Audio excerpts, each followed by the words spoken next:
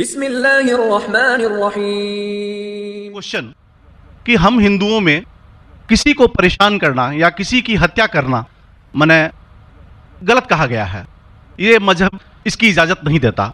और जहाँ तक इस्लाम से मेरा ताल्लुक़ है और इस्लाम की मुझे जो तालीम है और जानकारी है, उनके अनुसार बेगुनाहों का कत्ल इस्लाम में भी वर्जित है। इस्लाम कहीं भी किसी भी सूरत में बेगुनाहों को कत्ल करने की इजाज़त नहीं देता।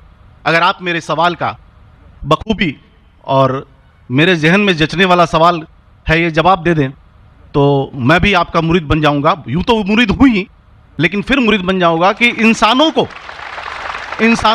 सबसे ऊंची श्रेणी में रखा गया है जहाँ तक मैं जानता हूँ।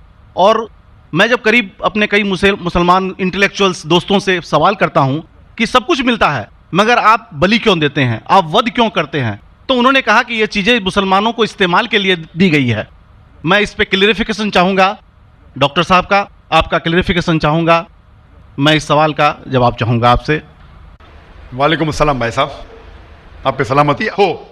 वैसे में सवाल किया है कि वो पीस टीवी माशाल्लाह काफ़ी वक्त से देख रहे और वो कहते हैं कि हर मज़हब में कहा गया है कि कत्ल करना, इंसान की जान लेना गलत है, हराम है। हिंदू मज़हब में कहा गया है और इस्लाम में भी जैसे उनकी जानकारी सही है कि बेगुनाह का कत्ल करना हराम है। वो ये पूछते हैं कि बलि कहाँ तक सही है। बलि का मतलब मैं आपसे पूछना चाहता हूँ कि आप ये पूछना चाहते मतलब जैसे हम लोग कुर्बानी के टाइम में, मेरा यही सवाल है, जाती सवाल यही है मेरा। अगर इस सवाल का जवाब देंगे तो मैं तो आपका मुरीद हूँ, लेकिन फिर से और पक्का मुरीद बन जाऊँगा। भाई साहब ने कहा कि आप लोग कुर्बानी क्यों देते हैं, और ये कुर्बानी का जो सवाल है कि हम ईद उल ज़ुहा बकरी ईद में कुर्बानी क्यों देते। कुरान मजीद में अल्लाह ताला फरमाते हैं सूरह हज में सूरह नंबर 22 में कि ना ही गोश्त ना ही खून अल्लाह को जाता है। अल्लाह को ना खून की ज़रूरत ना गोश्त की ज़रूरत। ये कुर्बानी के वक्त अल्लाह को खून नहीं जाता ना गोश्त जाता है। लेकिन तकवा, आपकी पायटी, आपकी परहेजगारी अल्लाह को पसंद है।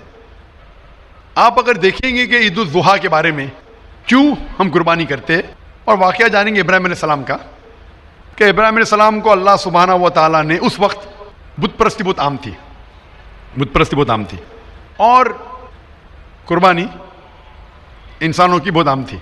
और हिंदुस्तान में भी आम है आज भी हिंदुस्तान में कई दीगर मज़ाहिब में लड़कियों की कुर्बानी दी जाती है, बच्चों की बलि दी जाती है। क्या आप छोटे बच्चे का कत्ल करो, औरत का कत्ल करो, बलि दे जाओ और भगवान खुश हो जाएंगे। कई जगह अल्हम्दुलिल्लाह मुसलमान में नहीं है। तो उस वक्त इब्राहिम अलैहिस्सलाम को अल्लाह ने पूछा कि आपको सबसे ज़्यादा अजीज़ इस दुनिया में क्या चीज़ है, तो उन्होंने कहा कि मेरा बेटा। तो उन्होंने पूछा कि आप अपने बेटे की कुर्बानी दे सकते, अपने पैगंबर इब्राहिम अलैहिस्सलाम से बेटी कुर्बानी दे सकते। तो वो चौंक गए, और अल्लाह के पैगंबर थे। उन्होंने ना कि बेटे से कहा, बेटे ने कहा बेशक अल्लाह के लिए आप मेरी कुर्बानी दे सकते, आप अपने आँख पे पट्टी मारना। जैसा अल्लाह ताला फरमाते इस दुनिया में अल्लाह ताला हमारा इम्तिहान ले रहे, तो अल्लाह ताला इम्तिहान ले रहे अपने पैगंबर इब्राहिम अलैहिस्सलाम का। अल्लाह ताला ये भी जानते कि इब्राहिम अलैहिस्सलाम जवाब क्या देंगे। तो इब्राहिम अलैहिस्सलाम अपने आँख पे पट्टी मारते और जिस तरीके से हुक्म आता है अपने बेटे की कुर्बानी देने जाते। उस वक्त ही एक भेड़, गोट या शीप आ जाता है और उस शीप की कुर्बानी हो जाती है। तो उस चीज़ को याद रखने के लिए आज भी मुसलमान बकरीद के टाइम पे, ईद उल ज़ुहा के वक्त जानवर की कुर्बानी देते। ये याद दिलाने के लिए हमें, क्योंकि ये अल्लाह सुब्हानहू व तआला की तरफ से अपने आखिरी पैगंबर मोहम्मद सल्लल्लाहु अलैहि वसल्लम ने कहा, उसकी बात मानते। लेकिन अगर मैं सोचूं दिमाग से क्यों, तो ये सोच सकता हूं कि ये हमें याद दिलाने के लिए क्या अल्लाह को इंसान की कुर्बानी की ज़रूरत नहीं, इंसान की जान लेने की ज़रूरत नहीं। तो जो आज दुनिया भर में आज भी हो रहा है कि बच्चों को कत्ल किया जा रहा है, औरतों का कत्ल किया जा रहा है, बलि पे चढ़ाया जा रहा है, ये बिल्कुल गलत है। और दोनों में आप देखेंगे फ़र्क। अगर कोई दूसरे मज़हब में, या हिंदू मज़हब लो या दिगर मज़हब लो, अगर कोई जानवर की बलि चढ़ाई जाती है तो उधर ही रख दिया जाता है और अक्सर वो फजूल हो जाता है। हो सकता है कभी कोई चुपके से आके खा ले। इस्लाम में जब कुर्बानी दी जाती है ईद उल ज़ुहा के टाइम पे, सबसे पहले जो मैं कह रहा हूँ कि मेरी मंतक ये समझ सकती है कि हमें ये याद दिला रहे कि इंसानों की बलि चढ़ाना हराम है। और जब हम याद दिलाते हैं, जब बकरा काटते या जो भी काटते हैं जानवर, इस वक्त जब हम काटते हैं हम अल्लाह का नाम लेके काटते हैं, और जो भी जानवर की कुर्बानी देते उसके 3 हिस्से कर सकते हैं। एक हिस्सा हम खुद रख सकते हैं, खुद के इस्तेमाल में ला सकते हैं, 1/3 हिस्सा। दूसरा हिस्सा हमें हमारे रिश्तेदार में बांटना चाहिए, और तीसरा हिस्सा गरीबों में बांटना चाहिए। जब कुर्बानी दे रहे हम उस जानवर का इस्तेमाल कर रहे, जानवर खाना अलाउड है क्या नहीं वो एक अलग बहस है, जिसके ऊपर आप पूछे तो वो जवाब अलग है कि जानवर खाना सही है क्या गलत है, वो एक अलग डिबेट है जो हम अभी नहीं, अगर आप पूछना चाहे तो अगला सवाल पूछ सकते हैं। एक हिस्सा हम इस्तेमाल करें, एक हिस्सा हम दोस्तों में बांट रहे हैं, हमारे रिश्तेदार में, और तीसरा हिस्सा हम गरीबों में बांटते, तो इनमें गरीबों का फायदा हो रहा है, ना फजूल खर्ची हो रही है, और याद दिलाया जाता है कि इंसानों का कत्ल करना गलत है। तो ये अच्छी चीज़ है। जब बलि जैसा देखे बाकी मज़ाहिब में क्या हो रहा है, इंसानों का कत्ल किया जाता है, बिल्कुल हराम है। उसके अलावा जब जानवर का भी कत्ल करते हैं वो जानवर फजूल खर्ची में जाता है। इस्लाम में हमें याद दिलाया जाता है, और कुरान मजीद में लिखा है सूरह माइदा सूरह 5 आयत नंबर 1 में, और सूरह नहल सूरह नंबर 16 आयत नंबर 5 में, कि जो जानवर आपके लिए हलाल है वो खा सकते, जो चौपाया है। खाली वो जानवर मत खाओ जो आपके लिए हराम है, जो हलाल है वो खा सकते। तो ये खाने के लिए हमारे लिए खुराक है। तुम कुर्बानी के वक्त ना कुछ ज़ाया कर रहे, ना पैसे की बर्बादी कर रहे। हमें याद दिलाया जाता है क्या ना खुदा को गोश्त जाता है, ना खुदा को खून जाता है, खुदा को तकवा जाता है। हमारा तकवा, हम कितने परहेजगार है। और साथ साथ इसका इस्तेमाल होता है, 1/3 हिस्सा मैं खाता हूँ, रिश्तेदारों में बांटता हूँ, और आखिरी 1/3 हिस्सा मैं बांटता हूँ गरीबों में, तो इससे फ़ायदा होता है। तो इसमें क्या गलत है? बनिस्बत दूसरे मज़ाहिब में आप देखेंगे इसमें नुकसान ही नुकसान है, इंसान का कत्ल हो रहा है, और जानवर को भी अगर बलि चढ़ाई जाती है तो फजूल खर्ची होती है। बनिस्बत इस्लाम में बकरीद के अंदर फ़ायदा ही फ़ायदा है। Hope the answer the question. बहुत खूब, आपने ये बहुत अच्छा फरमाया। मैं आपके जवाब से काफ़ी संतुष्ट हूँ।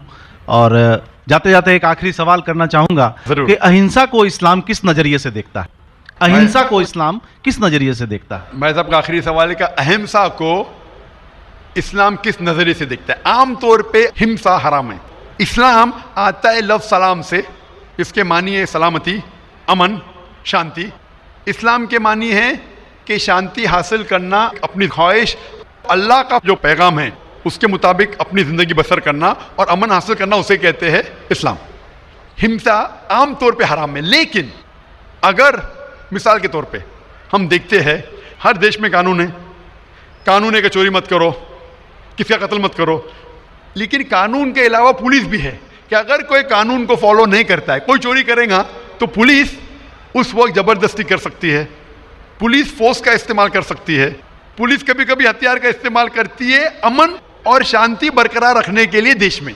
उसी तरीके से इस्लाम में हिंसा आमतौर पे हराम है, लेकिन हर इंसान शांति नहीं चाहता है। कुछ इंसान जो अशांति चाहते हैं और जो अल्लाह का फरमान पे अमल नहीं करते और शांति को भ्रष्ट करना चाहते, उस वक्त इस्लाम इजाज़त देता है कि आखिरी मरहले पे आप हिंसा का इस्तेमाल कर सकते शांति लाने के लिए, हिंसा का इस्तेमाल कर सकते शांति लाने के लिए, खुद के फायदे के लिए नहीं। इसीलिए आमतौर पे जितने भी आपने देखे होंगे जो जंग अल्लाह के रसूल लड़ी, अक्सर वो था सेल्फ डिफेंस में। अगर कोई चोर मेरे घर में घुसता है और मेरी बेटी से बदतमीजी करता, मैं क्या कहूँगा? मैं हिंसा में मानता हूँ, मैं हाथ में लगाऊंगा। मैं मेरी चूड़ियाँ नहीं पहना होगी हाथ में, मुसलमान हूँ लेकिन चूड़ियाँ नहीं हाथ में पहना हूँ। आपके घर में कोई चोर घुसता है और आपकी बेटी से बदतमीजी करता, आप क्या करेंगे? जी हाँ, मैं मुकाबला करूंगा। मुकाबला करेंगे, हाथ भी उठाएंगे ना।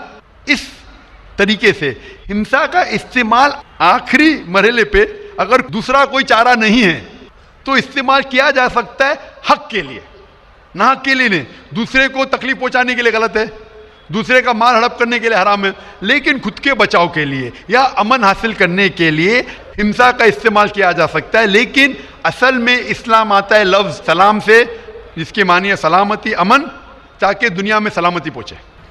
बहुत खूब। मुझे साबित करो कि जो मैं कह रहा हूं गलत है, कि मेरा मजहब गलत है। मैं आपके मजहब को कबूल करने को तैयार हूं, ओपन चैलेंज, क्योंकि मैं इस्लाम और तकाबुल मज़ाहिब का तालिब इल्म हूं। 19 साल तक के मैं भी, मेरे वालिद थे इसलिए मैं भी मुस्लिम था। 19 साल के बाद जब तहकीक करने लगा, पता चला कि मैं सही मजहब में हूँ। और फिर दिगर मज़ाहिब का मुताला किया कि हर मज़हब में अच्छी बातें हैं, हर मज़ाहिब में बदलने के बाद भी, उस मजहबी किताब में बदलाव आने के बाद, करप्शन आने के बावजूद भी सही चीज़ लिखा है कि ईश्वर एक है, उसके अलावा किसी की इबादत नहीं करना चाहिए। इसकी मतलब हमारी जो बड़ी बुजुर्ग है, जैसा आप लोग शिक्षा देते हैं हम लोगों को, ऐसा हमारी जो बड़ी बुजुर्ग शिक्षा देता है वो गलत है। काफी चीज सही है, काफी चीज गलत है। मैं आपके बड़े से बड़े गुरु के साथ भी डिबेट किया हूं, डिबेट डायलॉग। एक आपका हिंदुस्तान का बहुत माना हुआ श्री श्री रविशंकर के बारे में सुने आपने? श्री श्री रविशंकर सुने? ये लोग जैसे आपने किताब पढ़ के जानते हो, ये लोग भी किताब पढ़ के जानते हो। ओरिजिनल में किसने देखा है? बिल्कुल सही। वो कहता कि 4 साल से मैं भगवत गीता मुंह जबानी जानता हूँ, भगवत गीता का एक भी हवाला नहीं दिया। ऐसा नहीं है, ईश्वर ऐसे नहीं आते। अपने कितना पुण्य किया कहते हैं, इस जन्म का बोल सकते हैं, कितनी जन्म का कैसे बोल सकते हो? बिल्कुल सही। तो मैं कहता हूँ कि आपके जो विद्वान बड़े से बड़े हैं, जो PhD, उनसे कहता हूँ आओ हम डिस्कस करें हिंदुइज्म में क्या लिखा। अगर वो इस्लाम को नहीं जानते, इस्लाम को बाजू रखो। मैं साबित करूंगा आपकी किताब से, आपकी किताब के जरिए कि खुदा एक है। मैंने इतने हवाले दिया। मैं पूछता हूं अगर मैं गलत हूं तो कहना चाहिए जाकिर ये गलत है, तुम्हारी मानी गलत है। मैं कहता हूं कि आपकी किताब कहती है यजुर्वेद अध्याय नंबर 32 श्लोका नंबर 3 और श्वेताश्वतर उपनिषद में अध्याय नंबर 4 श्लोका नंबर 19 में न तस्य प्रतिमा अस्ति, और प्रतिमा की मानिए अक्स, उस खुदा, उस ईश्वर, उस अल्लाह की कोई प्रतिमा नहीं, कोई अक्स नहीं, कोई फोटोग्राफ नहीं, कोई पेंटिंग नहीं, कोई पिक्चर नहीं, कोई बुत नहीं, कोई मूर्ति नहीं। फिर आप मूर्ति पूजा क्यों करते हैं? मूर्ति नहीं पूजा करेगा तो ईश्वर तो रख सकते, जैसे शिक्षा दिया गया, किताब में लिखा गया है। अगर शिक्षा मूर्ति गलत पूजा नहीं दे करेगा, इसकी मतलब जो मूर्ति पूजा ही करो, मूर्ता को देखो, गीता में महाभारत में मूर्ति नहीं है, वो पढ़ो। लेकिन आप उसमें भी तो शिक्षा है, वो कान में दो। आप मूर्ति पूजा करते हैं क्या नहीं बहन? मैं करती हूँ, ऐसा नहीं करता नहीं, मगर गलत करती हूँ। मगर वो बात नहीं बोल रही कि मैं गलत नहीं तो अगर आपकी सहेली कह रही है 2 + 2 5, तो आप उसको सुधारेंगे कि नहीं? हाँ, सुधारना तो मैं भी चाहूंगा कि मैं आपको हिदायत दूं। मैं कह रहा हूं कि अगर मूर्ति पूजा कुरान में लिखा गलत है, उसको बाजू रखो। आप कुरान में नहीं मानती, आपकी धार्मिक किताब में लिखा मूर्ति पूजा गलत है, मैं हवाला दे रहा हूँ। हाँ, तो फिर आप क्यों कर रहे हैं? मगर ईश्वर को बुलाना, जैसे उनको शिक्षा दिया गया जी, इस धर्म को ऐसा बुलाया जाए, ईश्वर को ही बुलाया जाता है। एक एक चीज पे डिस्कस करे फिर दूसरी चीज पे जाए। मेरा पहला सवाल है, मूर्ति पूजा जब गलत है तो क्यों करती है? आप बुत परस्ती क्यों करती है? अभी उन पुरखों ने वो ऐसा करके आया, आज की तो बात नहीं, हमने मना कर दिया चलो हमने नहीं कर रहा हूँ, मगर ये पुरखों जब भी जमाना से करके आ रहा है, ये लोग तो नहीं बोलेगा जैसे हम नहीं करेंगे, हम नहीं करेंगे, वो तो नहीं कर सकते ना। अगर रुमाने से देहात में सिखाया जा रहा है 2 + 2 5 है, तो आप उसको मानेंगी? मेरे पुरखे कहते थे दुनिया चपटी है, मैं मानूंगा? मेरे पुरखे कहते थे दुनिया चपटी है। मैं पूछता हूँ दुनिया क्या है आज? दुनिया चपटी है क्या? दुनिया गोल है? गोल है। माशाल्लाह, आप तो विद्वान है, आप तो जानती है। तो अगर मेरे बाप दादा कहते थे दुनिया चपटी है तो क्या करूं मैं? उनकी बात को मानूं क्या छोड़ दूं? तो उस टाइम क्या जमाना चलता नहीं था? बिल्कुल सही, आज का जमाना है। आप उस टाइम बल्कि अच्छा जमाना था, अभी का जो जमाना है ना, उस टाइम बल्कि अच्छा था, नीक था। पहले नीक नहीं है। पहले ऐसे प्रचार नहीं होते थे जहाँ करोड़ों लोग एक साथ में देख सकते थे। आज के प्रचार में यहाँ लाखों लोग जमा है, लाखों लोग के साथ साथ टेलीविजन पे करोड़ों लोग देखते हैं, तो आपको कोई बहाना नहीं मिलेगा। करोड़ों लोग के सामने आपको कहा गया है कि मूर्ति पूजा गलत है, फिर भी आप करेंगी तो आपको कोई बहाना नहीं रहेगा। बाकी मूर्ति पूजा गलत है, मगर मैं एक धर्म के बारे में बोला जो उनमें जो लिखाया गया, आपकी कुरान शरीफ में जैसे लिखाया गया, हमारे गीता महाभारत में लिखाया गया, मगर वो पढ़ना तो गुनाह नहीं है ना। मैंने कब बोला कि गीता? मैं भी गीता पढ़ता हूँ। मैंने कब कहा कि गीता पढ़ना गलत है? मैं भी गीता पढ़ता हूँ, मैं बाइबल भी पढ़ता हूँ, मैं यहूदी किताब भी पढ़ता हूँ, वेद भी पढ़ता हूँ। आपने कितना पढ़ा मुझे पता नहीं, मैं पढ़ा नहीं हूँ, मैं अनपढ़ हूँ। मैं लेकिन पढ़ा हूँ। हाँ, आप इसीलिए मैं पहले ही बोला आपके साथ बहस नहीं लड़ सकती, आपकी बराबरी करना भी मेरा काम नहीं है। हाँ, तो मैं आपसे बहस नहीं कर रहा हूँ, मैं सिर्फ इल्तिजा कर रहा हूँ। मगर मैं यही बोल रहा हूँ हमारी पुरखों ये जो करके आया, तो ये क्या गलत है? इसीलिए मेरे पुरखों कहते थे कि जमीन चपटी है, दुनिया चपटी है, तो मानूं मैं पुरखों की बात? मैं पुरखों की इज्जत करूंगा। मेरे बड़े थे, मेरे बाप दादा थे, इज्जत करना जरूरी नहीं कि उनकी बात को मानना। अगर मेरे पुरखे कहते थे 2 + 2 5, तो क्या मानूं? मैं कहूंगा, मैं अदब से पेश आऊंगा, मैं उनको गाली नहीं दूंगा, मैं उनकी इज्जत नहीं निकालूंगा, प्यार से आऊंगा, लेकिन कहूंगा कि आप गलत है। अगर नहीं भी कहूंगा तो कम से कम मेरी जिंदगी में उसके ऊपर अमल नहीं करूंगा। तो मैं पूछना चाहता हूं कि जो आपकी धार्मिक किताब कहती है, आपकी शोहर की किताब, आप शोहर से शादी किए ना? लव मैरिज था? हाँ। सही था क्या गलत था अलग बात है, लेकिन जब आप अपनी शौहर से इतनी मोहब्बत करती है, शौहर आपसे मोहब्बत करते क्या नहीं? हाँ करते ना? मैं भी मेरी बीवी से बहुत मोहब्बत करता हूँ। मैं मेरी बीवी से सबसे ज्यादा मोहब्बत करता हूँ। मैं मेरी बेटियों से भी मोहब्बत करता हूँ, जिक्र और रुजदा से। मैं आपसे पूछना चाहता हूँ कि आपके शौहर आपसे मोहब्बत करते, वो नहीं चाहते कि आप जन्नत में जाए? नहीं। आप चाहते हैं कि आपके शौहर जन्नत में जाए क्या नहीं? जाए क्या नहीं? तो मैं पूछता हूँ कि अगर एक गाड़ी है, एक गाड़ी जब चलती है, एक पहिया है साइकिल का, दूसरा पहिया ट्रैक्टर का, गाड़ी चलेंगी क्या? नहीं चलेंगी ना? नहीं चलेंगी, इम्बैलेंस। तो इसीलिए हमें देखना चाहिए कौन सा टायर सही है। चारों टायर अगर लगा देंगे साइकिल के तो बन जाएंगे हाथ गाड़ी, अगर ट्रक के टायर तो बन जाएगा ट्रक। तो हमें ये देखना, तहकीक करना चाहिए। मैं ये नहीं कहता हूं कि आंख बंद करके आप अपनी शौहर की बात को मानो। पढ़ा लिखा होना जरूरी नहीं है, लेकिन ज़हीन होना जरूरी है।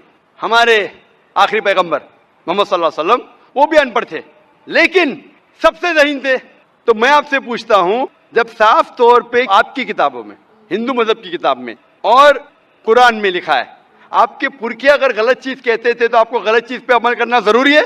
नहीं। तो आप क्यों नहीं बुत परस्ती छोड़ते? आप कहते आप शौहर से मोहब्बत करते हैं क्या नहीं? क्वेश्चन मार्क है, क्वेश्चन मार्क है। ये ऊपरी मोहब्बत है। सही मोहब्बत होगी तो मैं चाहूंगा कि इस दुनिया में भी और आखिरत में भी मेरी बीवी मेरे साथ हो। आप नहीं चाहेंगे आपके शौहर आपके साथ हो क्या नहीं? हाँ। तो आप ये नहीं तहकीक करेंगे कौन सही आपका शौहर क्या? आप नहीं, वो मानते हो मेरा शौहर क्या है, मगर उनका भी मानते हो, मगर ये मूर्ति पूजा इसका छोड़ सकते हो, मगर मेरा धर्म का जो नाम है वो तो कान में लेना मैं जरूर। धर्म का नाम की बात कर रहे हैं आप? हाँ। नाम की, नाम से मैं भी हिंदू हूँ। क्या हूँ? हिंदू। हिंदू का मतलब हिंदुस्तान में रहने वाले को कहते हिंदू। हाँ। ये लफ्ज सबसे पहले वजूद में कैसे आया? जब अरब लोग हिंदुस्तान में आए तो उनने ये लफ्ज हिंदू दिया। हिमालय के हिंद से और सिंधु के दू से कुछ लोग कहते। इसीलिए आज जब मैं जाता हूँ गल्फ कंट्री में, सऊदी अरब में, कहते हिंदी है, जाकिर हिंदी है। तो लफ्जी मानी से मैं हिंदू हूँ। It's a geographical definition. जो हिंदुस्तान में रहता है उसे कहते हैं हिंदू। ये मजहबी डेफिनेशन है, ज्योग्राफिकल डेफिनेशन। मैं हिंदुस्तानी हूँ, लफ्ज के डेफिनेशन से मैं हूँ हिंदू। लेकिन अगर आप कहेंगे धार्मिक हिंदू जो बुत परस्ती करता है तो मैं वो हिंदू नहीं हूँ। आपने कहा कि आप भी बुत परस्ती नहीं करेंगे, तो वैसा आप भी हिंदू नहीं है। लेकिन आप लफ्ज को पकड़ना चाहते हैं, हिंदुस्तान में रहते हैं तो आप हिंदू रह सकते। मैं भी हिंदू, मैं मुसलमान हिंदू हूँ। ज्योग्राफिकल डेफिनेशन आप समझ रहे? आप बहुत ज़हीन है माशाल्लाह। बहुत से लोग प्रोफेसर होते और समझते नहीं। आप कहते हैं कि आप अनपढ़ नहीं और समझ रहे, माशाल्लाह। तो ऐसे इल्म का क्या फायदा जो आपको खुदा की तरफ नहीं लेके जाए? कल मेरी तकरीर थी तालीम दोनों जहां के लिए। तो मैं आपसे पूछना चाहता हूं, आप अपने आप को हिंदू कहती है क्योंकि आप हिंदुस्तान में हैं, तो मैं भी अपने आप को हिंदू कहता हूं। आप बुत परस्ती को छोड़ दो क्योंकि आपके हिंदू मजहबी किताब में भी लिखा हराम है, तो आप बुत परस्ती को छोड़ने तैयार है? तैयार है? माशाल्लाह। मानते हैं कि खुदा एक है? हाँ। आप मानते हैं कि मोहम्मद सल्लल्लाहु अलैहि वसल्लम आखिरी पैगंबर है? हाँ। माशाल्लाह। उसका मतलब मुस्लिम है? हाँ। तो आदमी के पास आएगा तो मुस्लिम ही है जी। आदमी मुसलमान होएगा तो औरत जात मुसलमान ही होता है। औरत जात का कोई जात आदमी है तो मुसलमान है। कभी कभी जरूरी नहीं, उल्टा भी होता है। जो औरत है वो आदमी बन जाता है। क्योंकि एक मैं कहूंगा सही है क्या बताने, दिल लगाया गधी से तो परी क्या चीज है। तो प्यार अंधा भी होता है। मेरी उर्दू इतनी महान नहीं है तो शेख फैजुर रहमान मुझ पे हंसेंगे, मैंने कौन सा शेर कह दिया ऐसा। सब शेर पब्लिक के लिए नहीं होते। तो मैं कहना चाहता हूं कि आपने शादी तो की, मोहब्बत तो की, लेकिन अमल में आप अगर बुत परस्ती को छोड़ने तैयार है, एक खुदा को मानने तैयार है और मानने को तैयार है कि मोहम्मद सल्लल्लाहु अलैहि वसल्लम आखिरी पैगंबर है, तो आप अपने आप को मुस्लिम कह सकती है। हाँ, मैं मुस्लिम तो हूँ। माशाअल्लाह। तो आप मानते हैं कि खुदा एक है? हाँ। आप मानते हैं बुत परस्ती गलत है? हाँ, गलत है। आप मानते हैं कि मोहम्मद सल्लल्लाहु अलैहि वसल्लम आखिरी पैगंबर है? हाँ। आपको कोई भी जबरदस्ती कर रहा है इस्लाम कबूल करने के लिए? नहीं नहीं, मेरे को कभी कोई किया ही नहीं। माशाल्लाह। कितने साल पहले आपकी शादी हुई? मेरे को अभी 8-9 साल हो गया। 9 साल हो गए। आपके शौहर ने जबरदस्ती नहीं किया। सही किया है गलत किया बाद में डिस्कस करेंगे, लेकिन आज आप अपने दिल से कबूल करना चाहती है इस्लाम? हाँ। आप पे कोई भी दबाव नहीं? नहीं। आप दिल से करना चाहती? इंशाल्लाह मैं अरबी में कहूँगा, आप उसे दोहराइए। अशहदु अल्लाह इलाहा इल्लल्लाह व अशहदु अन्ना मुहम्मदन अब्दुहु अब्दुहु वरसुलहु। वरसुलहु।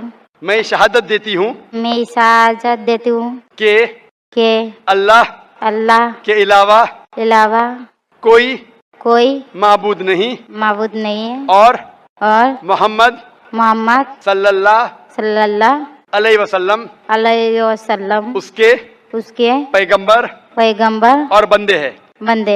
माशाल्लाह आप 9 साल के बाद अब मुसलमान हो चुकी है।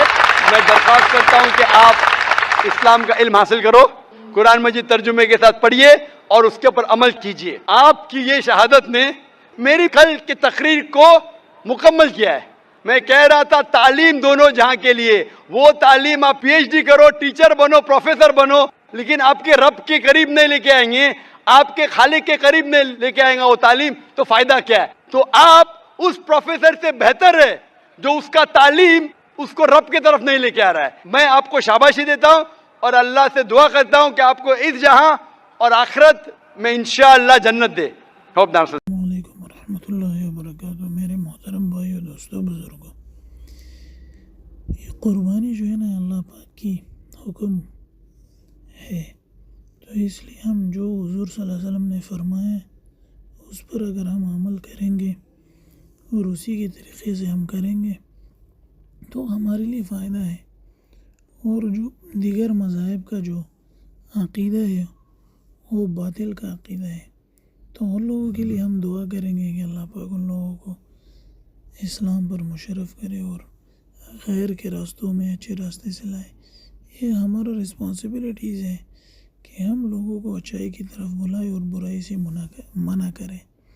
तो इसलिए वो लोग जो है ना वो अपने तरीके से अपने अक़ीदे में है, तो हाँ, वो जो लोग बुराई के रास्ते में जा रहे हैं तो हमारा मसूलियत बनता है कि हम उसको जो है ना अच्छाई की तरफ लाएं। अस्सलामु अलैकुम वरहमतुल्लाहि वबरकातुहू।